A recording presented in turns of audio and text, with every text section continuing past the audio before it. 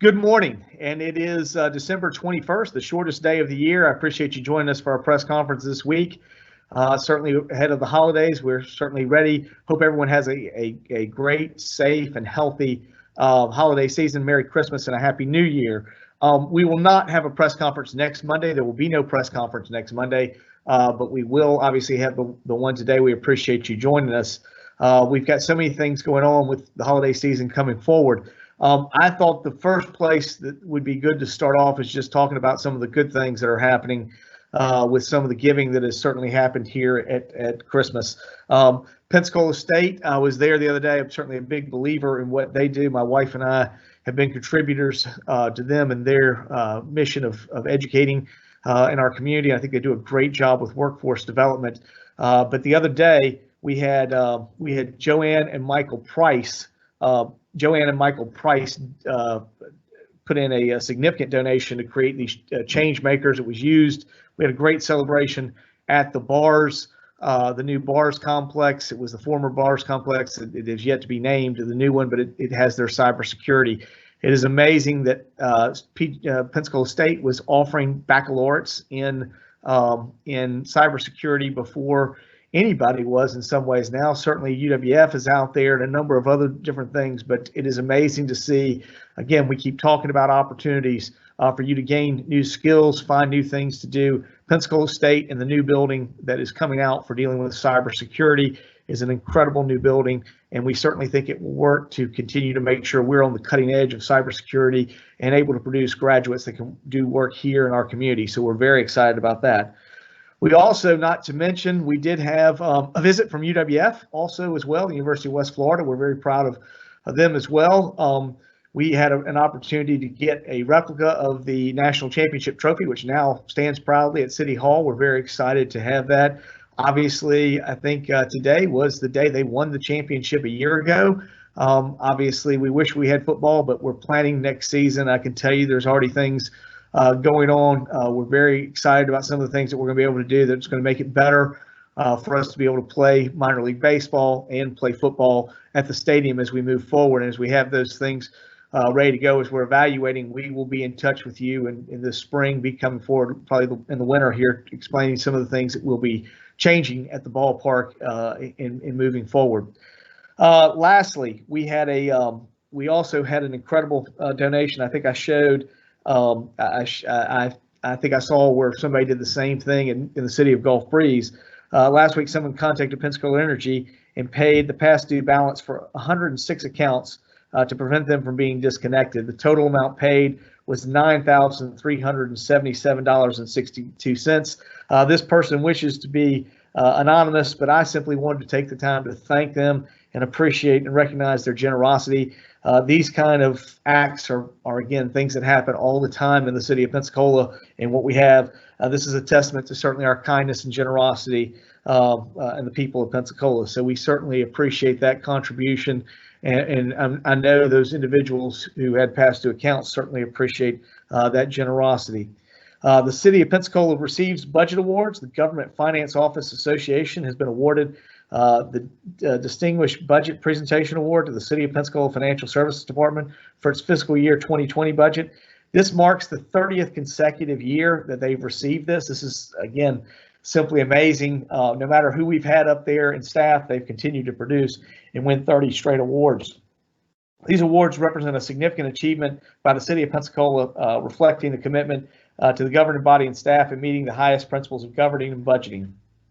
In order to receive the award, the city had to nationally be recognized guidelines for effective budget presentation, and I'm very proud of our financial services department for recognizing them with this award. They continue to work hard every year. Also, I want to recognize the people at our sanitation.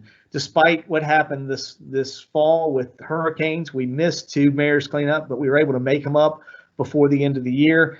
This past weekend, we just had our last mayor's cleanup on Saturday, December 19th, and we collected over 51 tons of bulk waste for disposal, along with 42 tires and over 1,100 gallons of paint.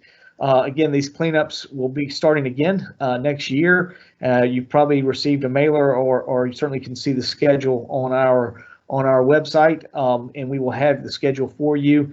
And the next one is scheduled for Saturday, January 30th. So Saturday, January 30th, we will have our next mayor's cleanup, and we hope if you're in the section that's in January, you will get your stuff out to the street. This is a great service we have. I really appreciate our sanitation workers. Nobody worked harder after the hurricane. They had to miss 2 of these, but we're able to make them up in November and December, and usually months that they don't work. So I really appreciate their hard work. This is a reminder, the City of Pensacola holiday closures. The following City of Pensacola offices and facilities will be closed Thursday, December 24th, and Friday, December 25th, as well as Friday, January 1st, in observance of Christmas and New Year's holidays. These include City of Pensacola administrative offices, City Hall, City of Pensacola community resource centers. Exceptions are Osceola Golf Course, which will be open on Thursday, the December 21st, and Friday, January 1st. However, they will be closed on Friday, December 25th.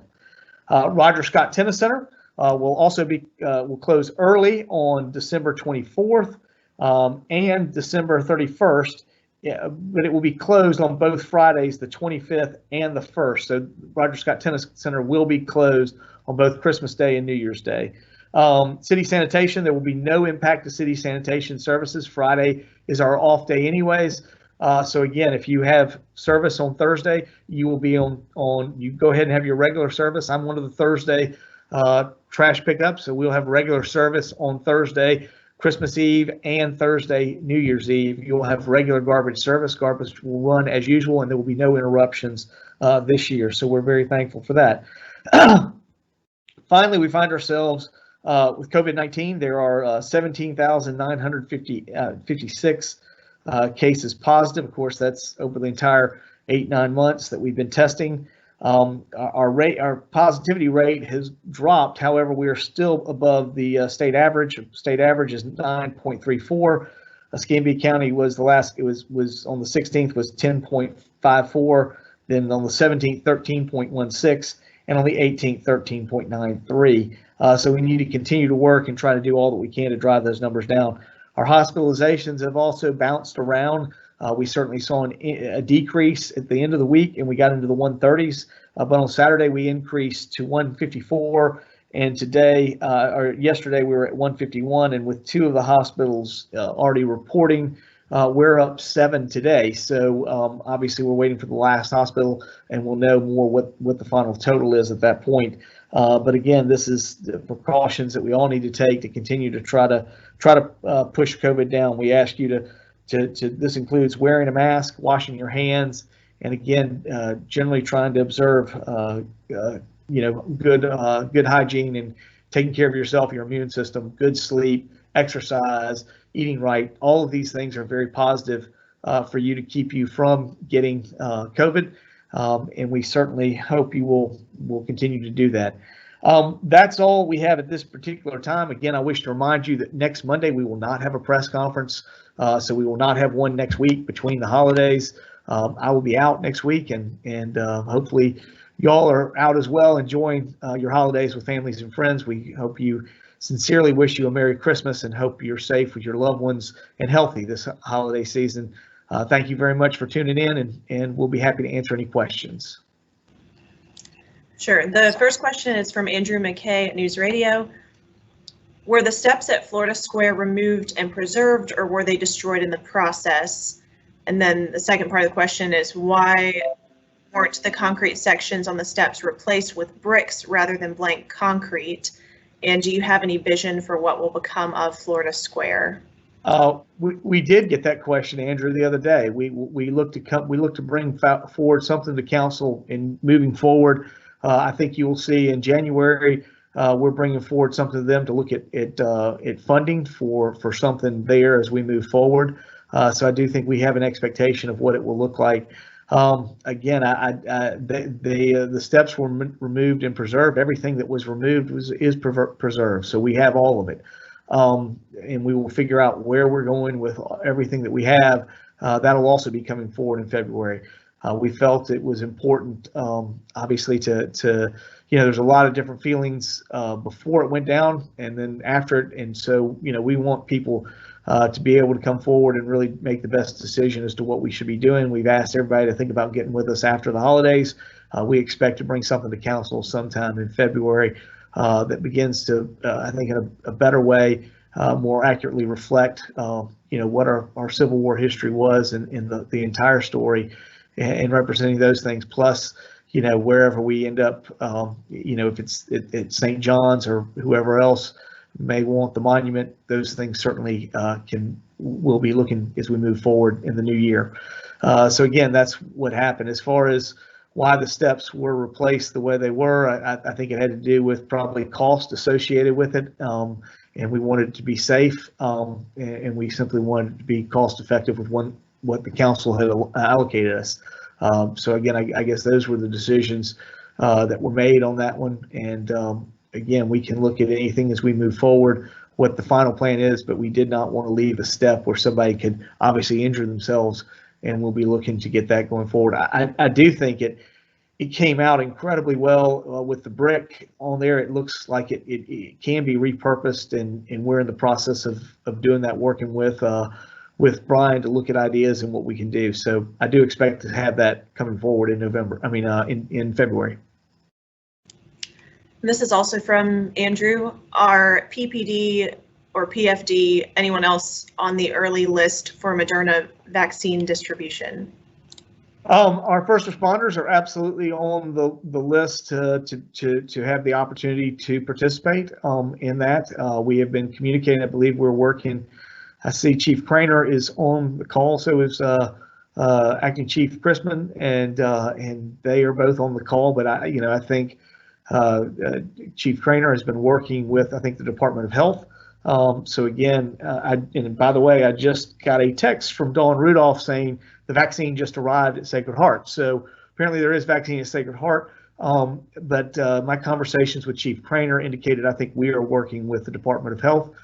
It's certainly available. They know all the individuals that we have, and both of those chiefs are working to get their people that are willing to go forward and get the vaccine to be able to do it. This is from Jeremy in Weekly. Can you speak a bit about the city's search for a new police chief? Leiter has said that he thinks you're in favor of hiring Chrisman, but that the city needs to conduct the search to justify his eventual selection. Is that accurate? Again, we're going to follow the same path that we've chosen. Casey, I don't know if you can put up on the screen, I've given them before that copy of all of our positions. If you have a chance to take a look at this, take a look at this screen. These are all the positions that are in our administrative team. The green ones are all people who have moved up one way or another, and we've created a process by which we've hired. If you look in that section, it is very clear that we have hired people from within. We've hired people that have been outside the city but lived here in Northwest Florida, and we've hired people who have been not even in Northwest Florida, outside the city. So we certainly, in our process, have produced all the things that we think are available there. We have the process. We are moving forward with that. Again, we ask for your patience as we work through that. I think Ted Kircher is working on that and should have plans for exactly how we look to do community liaison as we move forward into January. I know Ted was on here earlier, and I know he is working on that to bring that forward. Casey, you can take that down. I will say we have, again, every one of our selection teams for all those processes were made up of local of city employees who make up the selection teams. Those teams have been named. It is Keith Wilkins, Ted Kircher, Jenny Craner, Susan Wolf, and Kareth Fiddler. I think these are some of the most senior positions we have in what we have, and they're going to be the search team. They will be involved with all of that. I typically come in when we get our finalists done, and I get involved when we have finalists, but they will handle the search. And I'm confident when I look at the screen and see the individuals who we've brought in from again the outside, we've promoted from the inside that are in the green. I think we've created an incredible team. I think it's probably the strongest thing. I know. Talking several times with Tommy's talked about, and even in leaving, the team at the city has never been stronger. So In some ways, that's what we've brought in. Ted does a great job. I have every bit of confidence in him and the team, and we'll move forward and have better ideas as to what's there. My idea is we are looking for input. We are looking for input from the public. I'm sending a email, texted with Drew Buchanan on Friday. I expect to send something to him today, basically telling him to get to his team members and begin to think about input that they would consider. But again, like we said last time, we are not limiting this to simply if you're on the Citizens Advisory Committee. We will have opportunities to get out in the public, and so we take every citizen's voice seriously, and we will be having input sessions, and those will be coming forward. But again, from our standpoint, those are the 5 city members that will be doing the selection, and we look to go through the same process that is produced. I think what is an incredible team for us, and we've recruited all ways. And so for me, not knowing who's going to apply and who the people we're going to end up working with, where we're going to go. But I can assure you, just like what we've done, all those people in green are quality individuals who have done an incredible job in their current positions, and we're very excited about what we have going forward. So I'm confident in the search committee. I'm confident in Ted and his team, and I'm sure they will produce. But again, it's probably not going to happen till probably late March, early April. But let's let the process go through and work with that, and we will make sure we get all the citizen input that we need so that our selection committee can make the right choice. And this is also from Jeremy. Has the city heard back from the state or governor regarding home rule or the ability to enact local measures related to COVID? We haven't. We sent our letter to the governor. We sent that. I have not seen anything there. I mean, as I said in it, part of it is certainly in when we dealt with this issue over the summer, the governor was very, again, I think forward thinking, allowing communities to handle it themselves. We did it. We brought Florida back within a good position. And I think for us to really get back, we'll need that independence to be able to make decisions based on local conditions. But at this particular time, that's not where we are. We understand that. We've at least tried to identify, and again, in the communication, I said the governor should ask local communities, what are they measuring? How do they measure it? When would they make certain decisions? And I think every city ought to be able, every city, every county, every local jurisdiction should be able to answer those questions to the governor, and then he should have the trust in us to be able to do what we need to do to protect our communities. All right, and we don't have any more questions. Well, thank you very much. I hope all of you have a safe and a great and healthy Christmas. Merry Christmas. Happy New Year. We look forward to seeing you in 2021, which we hope will be a much better year than 2020. We look forward to getting into a new year, and it should be exciting and hopefully beginning to move forward on many of the things that we want to do. So thank you for that, and we will be in touch.